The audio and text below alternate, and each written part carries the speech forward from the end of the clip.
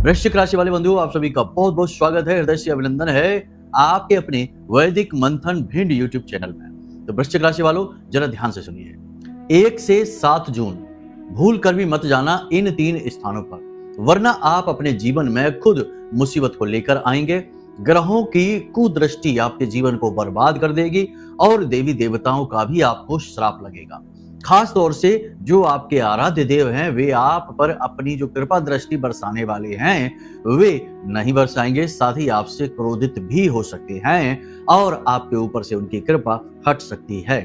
कहने का मतलब यह है कि ये 3 जगहें कलयुग में श्रापित मानी जाती हैं और इन 3 जगहों पर जाने वाला व्यक्ति कभी भी दैवीय कृपा का और सौभाग्य का कारक तो नहीं बन पाता है।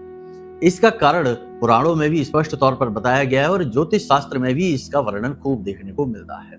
हम आगे कार्यक्रम में आपको इसके विषय में विस्तार से बताएंगे, लेकिन हम आपको बता दें कि 7 जून को मंगल का राशि परिवर्तन है। बड़े लंबे समय के बाद, यानी 3 अप्रैल से इंतजार चल रहा था, जब से मंगल नीच राशि यानी कर्क राशि में गोचर कर रहे थे, तब से जातकों के जीवन में परेशानियां एक के बाद एक चली आ रही थी। अब उनका अंत होने वाला है, सौभाग्य का दरवाजा खुलने वाला है। मंगल पूरी कुंडली की, पूरी राशि चक्र की ऊर्जा है, एनर्जी है। वो अपने आप में एक लड़ाकू है, एक सैनिक है। लड़ाकू से मतलब है कि हर एक स्थिति में आगे बढ़ना जानता है। यदि वही नीच स्थिति में है तो सीधी सी बात है कि जीवन में फिर ऊर्जा का अभाव तो महसूस होगा ही, अपने ही काम में मन नहीं लगेगा और थकावट रहेगी, शरीर में तरह तरह के कष्ट भी रहेंगे और सीधी सी बात है कि शत्रु भी परेशान करेंगे, मन विचलित रहेगा, नकारात्मकता हावी रहेगी। लेकिन अब इन सब का अंत होने वाला है। तो 7 जून जब यह मंगल का राशि परिवर्तन हो और मंगल सिंह राशि में जाए, उससे पहले आपको ये गलतियां नहीं करनी है जो हम आपको बताने वाले हैं। साथ ही साथ मंगल देव की पूर्ण कृपा और आशीर्वाद आपको कैसे प्राप्त होगा, कुछ ऐसे विशेष सूत्र भी आपको देंगे, आपकी जन्म कुंडली भी आपको दिखवाएंगे और उसमें मंगल की क्या स्थिति है। यदि नेगेटिव है तो उसे पॉजिटिव कैसे करें और यदि पॉजिटिव है तो उसका और अधिक बढ़ चढ़कर लाभ कैसे प्राप्त करें, इसके विषय में भी आपको हम बहुत ही विशेष ज्ञान देने वाले हैं। कहने का मतलब यह है कि कार्यक्रम को अंत तक देखना है। इस कार्यक्रम में 3 स्थानों के विषय में तो बताएंगे ही बताएंगे, साथ ही साथ कुछ गुप्त क्रियाओं के विषय में भी बताएंगे जिन्हें लोग पैसे लेने के बाद बताते हैं, यानी ऐसे उपाय जो पेड तरीके से दूसरों को दिए जाते हैं, लेकिन हम माई की सेवा में आपको यूं ही माता रानी का प्रसाद बनाकर दे रहे हैं। तो आपको इन उपाय और क्रियाओं को जान लेना है। याद रखना कि मंगल का सीधा संबंध हनुमान जी से है। मंगल के मालिक हनुमान जी हैं। मंगल का स्वरूप भी इन्हें कहा जाता है, इसीलिए तो मंगल भवन अमंगल हारी कहा जाता है। अब यहाँ पर यदि आप हनुमान जी को प्रसन्न करते हैं, कुछ क्रियाएं करते हैं जो हम आगे आपको बताने वाले हैं, उन्हें कर लेते हैं, तो मंगल का आशीर्वाद तो अपने आप ही आपको मिल जाएगा। साथ ही कुछ निषेध हैं, यानी कि कुछ बातें ऐसी हैं जिन्हें आपको भूल कर भी नहीं करना है। इसी के साथ साथ 7 जून के बाद आपके जीवन में क्या घटित होगा, कैसे आपको उसका लाभ मिलेगा और कैसे आप आने वाले जो लाभ हैं आपके जीवन में, जो खुशियां हैं, उन्हें और आप अधिक से अधिक बढ़ा पाएंगे, इसी विषय पर आज के इस कार्यक्रम में हम चर्चा करने वाले हैं। बड़ा ही महत्वपूर्ण कार्यक्रम है। एक बात यहाँ पर हम आपको स्पष्ट तौर पर बता दें कि जो भी व्यक्ति आज इस कार्यक्रम को पूरा देख लेगा, 100% जून का महीना उसके जीवन का सबसे सुंदर महीना बनने जा रहा है। हर एक कष्ट परेशानी धीरे धीरे समाप्त हो जाएगी और नए सुख और सौभाग्य का जीवन में आगमन निश्चित तौर पर होगा ही होगा, क्योंकि जब आप अपने ऊपर से नकारात्मकता को हटाने में कामयाब हो जाएंगे, और यह होगा केवल मंगल की सहायता से और किसी की सहायता से नहीं, तो फिर क्यों नहीं आपके जीवन में सौभाग्य आएगा। यह पूरा वर्ष ही 2025 मंगल को समर्पित है, हनुमान जी को समर्पित है। तो ऐसे में इस पूरे वर्ष लाभ प्राप्त करने के लिए भी इस कार्यक्रम को पूरा देखना अति आवश्यक बन जाता है। बंधु, उम्मीद करते हैं कि आप हमारी मेहनत को सराहेंगे, कार्यक्रम में अंत तक अवश्य ठहरेंगे और जो बातें हम आपको बताने जा रहे हैं, इन बातों को बिल्कुल भी हल्के में मत लेना। ये बहुत ही बारीक, बहुत ही शक्तिशाली, महत्वपूर्ण बातें हैं। आपने चाहे लाख उपाय पहले कर लिए हो, फलित ना हुए हो, लेकिन आज जो क्रिया उपाय हम आपको बताने जा रहे हैं वे 100% फलित होंगे। तो पूर्ण विश्वास के साथ इस कार्यक्रम को देखें। चलिए माता रानी को याद करते हुए कार्यक्रम को शुरू करते हैं। कमेंट बॉक्स में पूरे भक्ति भाव के साथ लिख डालिए, जय मां भद्रकाली कृपा करो। महामाई निश्चित तौर पर आपके ऊपर कृपा कर चुकी हैं, तभी यह कार्यक्रम सही समय पर आपके पास पहुंचा है। तो अब माई को अपना आभार और व्यक्त करिए। कमेंट बॉक्स में लिखिए कि मैं भी माई के परिवार का हिस्सा हूं। ये कार्यक्रम माई के धाम से प्रसारित हो रहा है। इसमें बताई गई हर एक बात की जिम्मेदारी हम लेते हैं कि ये बातें प्रमाणित हैं और माई के धाम से जुड़ने का, माई से जुड़ने का यह अवसर आपके पास खुद चलकर आ गया है। तो चलिए कमेंट बॉक्स में लिख डालिए। अब अपने मूल विषय को शुरू करते हैं, ध्यान से सुनिए। प्यारे मित्रों, हमारे अत्यंत प्रिय और परम पूज्य अमिताचार्य जी के पास माँ बगलामुखी और माँ भद्रकाली की साधनाओं का वर्षों का अनुभव है और माता रानी की इनके ऊपर पूर्ण कृपा और सिद्धि है। आचार्य जी ने अपने सटीक कुंडली विश्लेषण और श्रेष्ठतम उपायों के माध्यम से हजारों लोगों के जीवन को खुशियों से भरा है। आचार्य जी का कुंडली विश्लेषण और उपाय करवाने का तरीका इतना अद्भुत है कि जीवन के हर एक दुख और कष्ट का कारण जड़ से ही समाप्त हो जाता है। फिर समस्या चाहे जैसी भी हो, कर्जा बहुत बढ़ गया हो, व्यापार चल नहीं रहा हो, बीमारियों में आप बर्बाद हो चुके हो, रिश्तों में प्रेम समाप्त हो चुका हो, या फिर नौकरी ही ना मिल रही हो, विवाह में देरी होती हो, कैसी भी समस्या हो, इन समस्याओं का कारण क्या है, कौन सी महादशा परेशान कर रही है, कौन सा दोष लगा हुआ है, सब कुछ आचार्य जी इतना सटीक बताते हैं कि वर्षों वर्ष के दुख कुछ ही दिनों में समाप्त हो जाते हैं। अगर आपके जीवन में भी कोई ऐसी संकट की घड़ी है तो यही सही समय है जब आप पूज्य आचार्य जी के हाथों से अपनी कुंडली का विश्लेषण करवाएं और वर्षों से चल रहे दुखों और संकटों के इस चक्र से बाहर निकल जाए। प्यारे मित्रों, अभी वीडियो में दिए गए नंबरों पर फोन करिए और अपनी कुंडली का श्रेष्ठतम आकलन करवा डालिए। जिंदगी बदलने का ये सबसे बड़ा मौका हाथ से मत जाने दीजिएगा। जय माई की। महामाई आपका कल्याण करे। सबसे पहले तो आपको हम बता दें कि आज अभी जब आप इस कार्यक्रम को देख रहे हैं, अभी से ही तैयारी शुरू कर दीजिए मंगल के गोचर के बाद आने वाले शुभ समय की। क्योंकि अगर आपने अभी से अपनी निगेटिविटी को हटाने की कोशिश नहीं की तो हो सकता है कि इस गोचर का भी आपके ऊपर कोई विशेष प्रभाव ही ना पड़े। फिर आप बोलेंगे कि गुरुजी आपने तो कहा था कि बड़ा जीवन में अच्छा होगा, सब कुछ ठीक होगा, लेकिन कुछ भी तो हो नहीं रहा।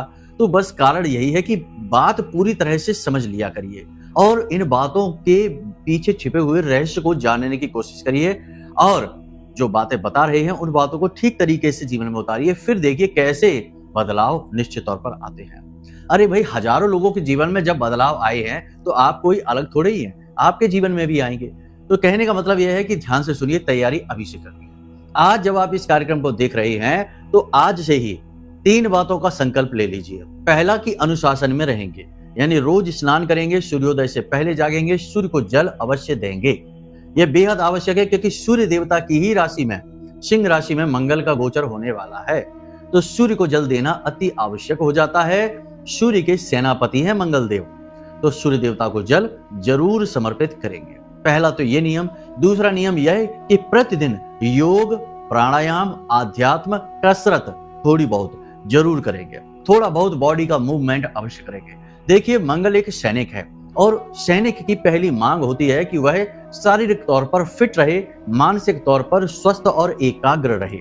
जिनका मंगल खराब होता है उनकी पहचान ही यही है कि उनका पेट बहुत सारा बाहर आ जाता है, शरीर में स्थूलता बढ़ जाती है और एकाग्रता भंग हो जाती है। सोशल मीडिया पर और फालतू के कार्यों में जरूरत से ज्यादा समय बिताने लगते हैं। मंगल खराब है इसी वजह से। तो आपको ठीक इसका उलट करना है। फालतू के कार्यों में अपनी एनर्जी को वेस्ट नहीं करना है। सोशल मीडिया पर भी ज्यादा से ज्यादा समय नहीं बिताना। थोड़ा बहुत ही मनोरंजन कर लो, जितना मनोरंजन के लिए समय नियत होता है उतना। ये नहीं कि काम जरूरी पड़ा है और उसे छोड़कर सोशल मीडिया पर लगे हुए हैं, ये नहीं करना है, ठीक है। और थोड़ी बहुत कसरत, मूवमेंट और ध्यान केंद्रित करना। आंख बंद करके 10-5 मिनट 15 मिनट के लिए बैठना है, एकाग्र होने की कोशिश करना है। ये बातें बिल्कुल प्रैक्टिकल हैं, इन्हें आप करेंगे, इनकी परिणाम आप महसूस करेंगे। ये कोई लिखी पढ़ी बातें, सुनी सुनाई बातें नहीं हैं, हमारे भी अभ्यास की बातें हैं और कई लोगों को हमने कराए हैं अभ्यास, उन्हें भी इससे बड़े लाभ मिले, तब हम आपको ये बातें बता रहे हैं। तो आपको ये दूसरा। तीसरा, किसी भी प्रकार का नशा नहीं करेंगे। किसी भी प्रकार का नशा, शराब है और दुनिया भर का जाने क्या क्या है। अब हम तो इतना नहीं आपको बता पाएंगे, हमारा क्षेत्र नहीं है ना ये, इसलिए कह रहे हैं। तो कुल मिलाकर किसी भी प्रकार का नशा नहीं करेंगे। लेकिन नशा यदि सकारात्मक है, अब कैसा नशा? काम करने का नशा है, कुछ अच्छा बड़ा करने का नशा है, व्यायाम करने का नशा है, तो इसे अवश्य करना है। पॉजिटिव हैबिट कहते हैं इसको। तो ऐसी आदतें जो सकारात्मक हैं उन्हें जरूर आजमाना है, लेकिन जो ये व्यसन है, निम्न स्तरीय व्यसन है, इन्हें आपको त्याग देना है। ये 3 काम का संकल्प आप आज अभी इसी समय से ले लीजिए। आपका मंगल आधे से ज्यादा तो यहीं पर सही हो गया, क्योंकि आपने व्यवहार में इसे उतार लिया। उपाय से कहीं ज्यादा प्रबल होता है व्यवहार, क्योंकि ये हमारा कर्म बन जाता है और कर्म प्रधान तो पूरा विश्व ही है, तो कर्म बन गया। ठीक है, पहली चीज तो ये।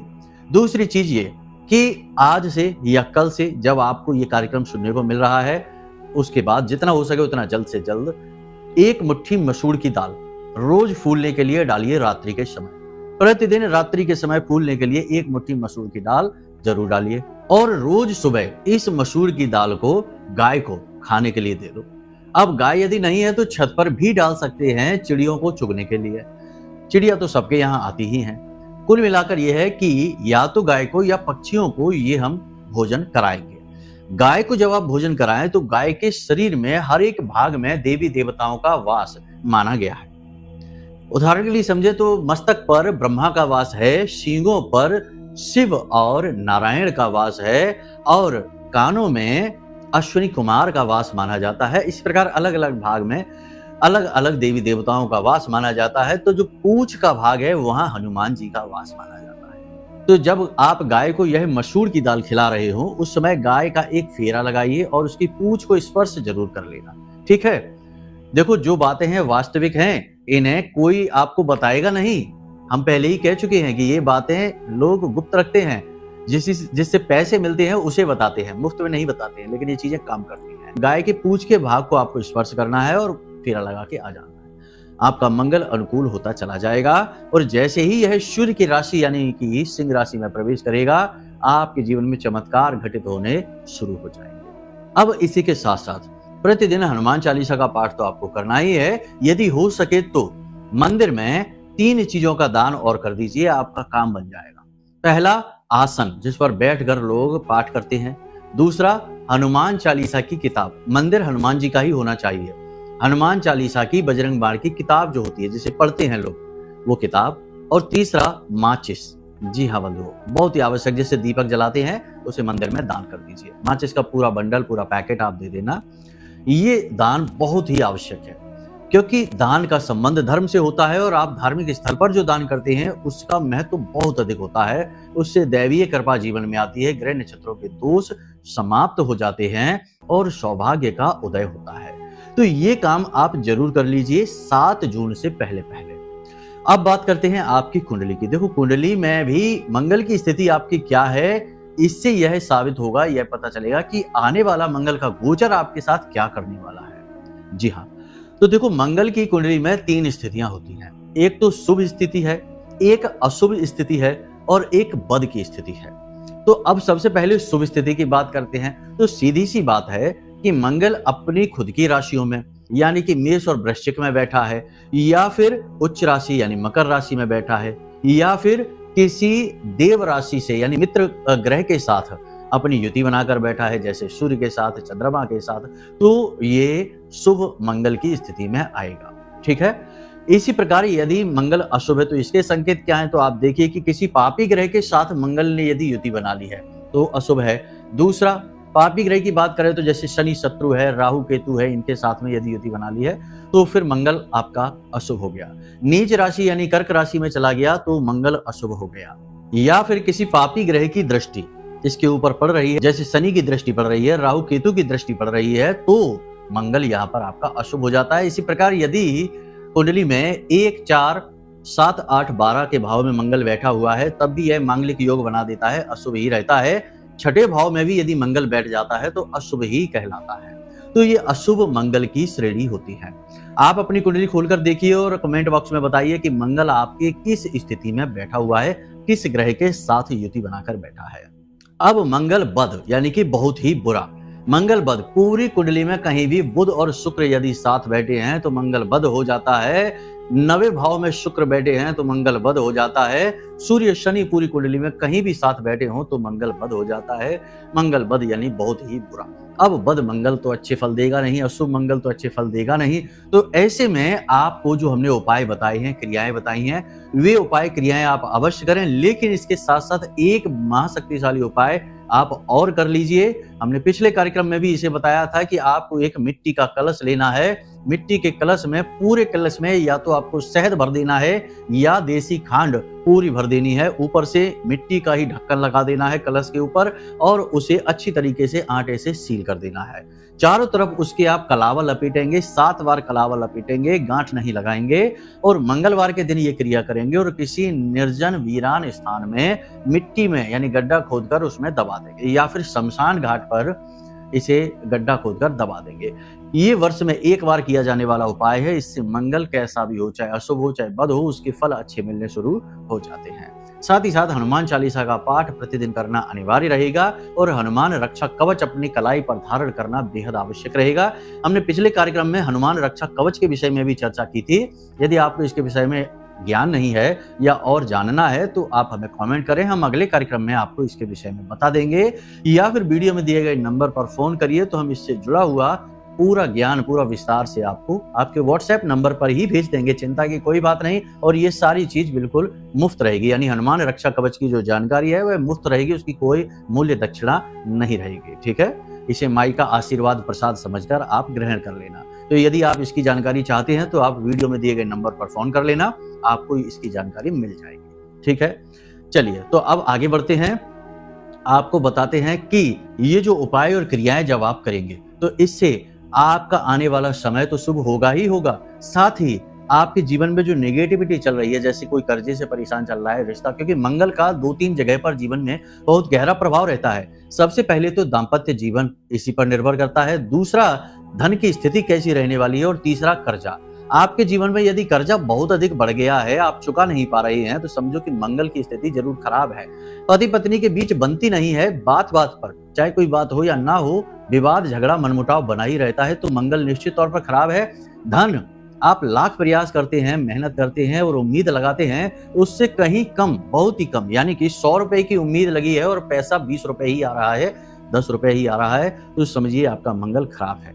एक और संकेत है कि यदि आपका पेट हमेशा खराब ही बना रहता है और भूख प्यास कम लगती है, साथ ही साथ सिर में भी दर्द बना रहता है, तो समझिए आपका मंगल खराब है।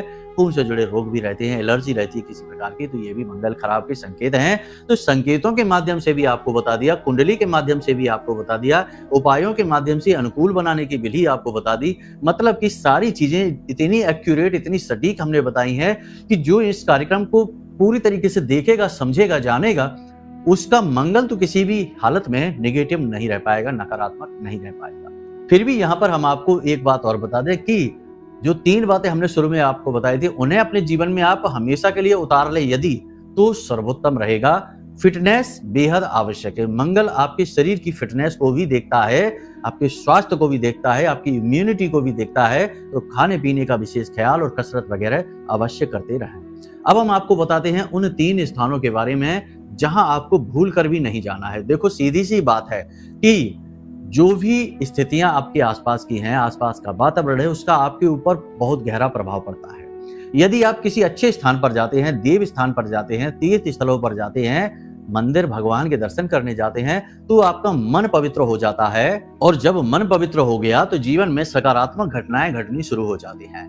इसी प्रकार यदि आप नकारात्मक वातावरण में जाते हैं तो आपका मन अपवित्र होता है और जीवन में नकारात्मक घटनाएं घटनी शुरू हो जाती हैं। तो आपको कौन सी 3 जगहों पर नहीं जाना है? सबसे पहली जगह जहां जुआ, शराब, सट्टेबाजी, मांसाहार की बातें हो रही हैं या ये सब किया जा रहा है, ऐसे स्थान पर आपको भूल कर भी नहीं जाना है। कलयुग में इस स्थान का विशेष निषेध कहा गया है।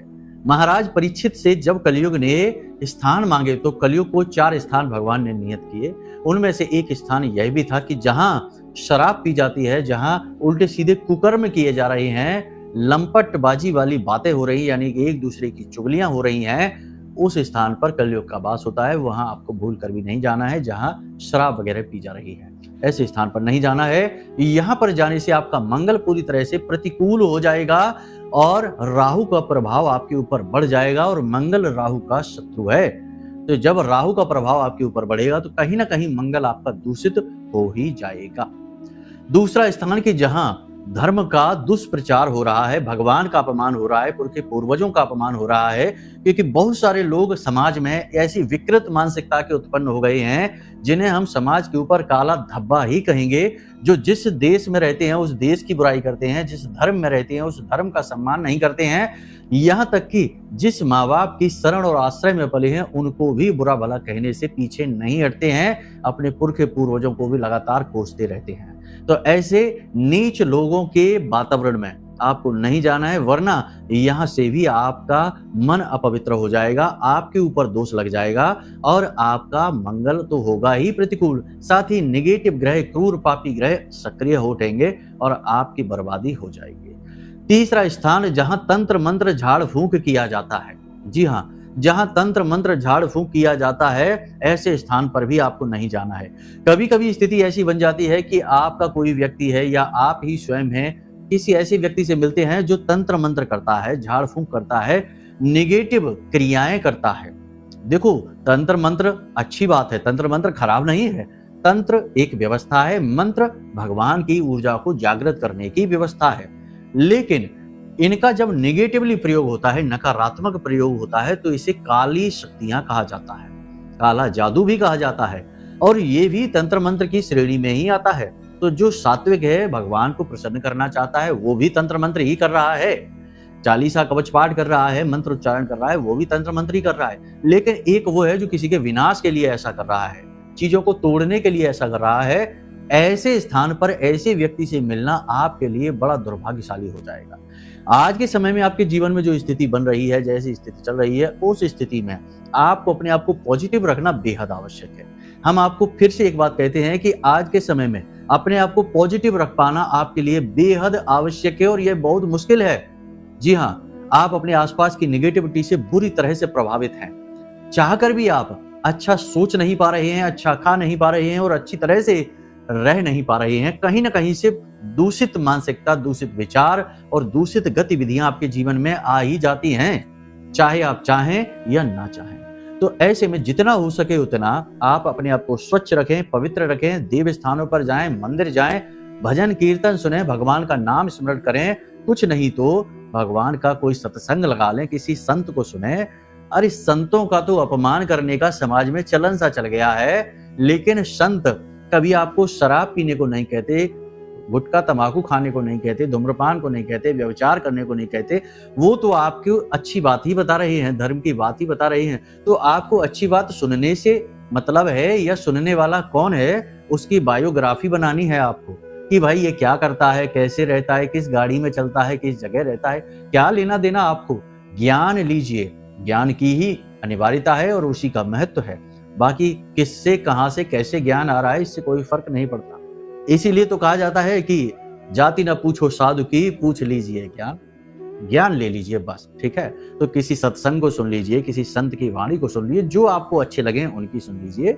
इससे आपका मन पवित्र हो जाएगा, शुद्ध हो जाएगा, और बस यहीं से आपके सौभाग्य निर्माण का दरवाजा खुल जाएगा।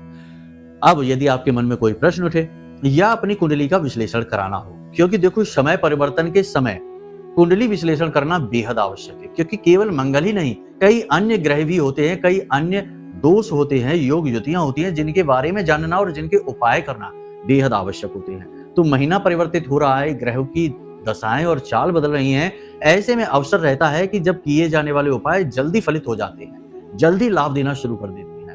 तो अब यदि कुंडली विश्लेषण कराना है तो नंबर वीडियो में दे रखे हैं हमने, उन पर फोन करिए, सारी जानकारी ले लीजिए, और हम आपको कुंडली का श्रेष्ठतम आकलन करके दे देंगे, आपके लिए सटीक उपाय आपको दे देंगे, तो 100% फलित और कारगर भी होंगे माई की कृपा और आशीर्वाद से। तो चलिए बंधु, इस कार्यक्रम को यहीं पर विराम देते हैं। हमेशा हंसते रहिए, मुस्कुराते रहिए, सकारात्मक रहिए, महामाई पर अपनी आस्था और विश्वास बनाकर रखिए, क्योंकि आपका उद्धार तो माई के हाथों ही होना है। तो प्रेम से बोलिए जय माई की। हमारे प्रिय और परम पूज्य आचार्य जी ने अपनी साधनाओं के अनुभवों पर आधारित शक्तिशाली उपाय और क्रियाओं के माध्यम से हजारों लोगों के जीवन को पूरी तरह से बदला है। आचार्य जी के द्वारा बताया गया हर एक उपाय इतना सटीक और कारगर होता है कि जो भी इसे पूरे भाव के साथ कर लेता है उसे साक्षात महामाई की कृपा और आशीर्वाद प्राप्त हो जाती है। इसलिए निसंकोच इन उपायों को पूरे भाव के साथ करिए, आपका कल्याण होगा। जय माई की।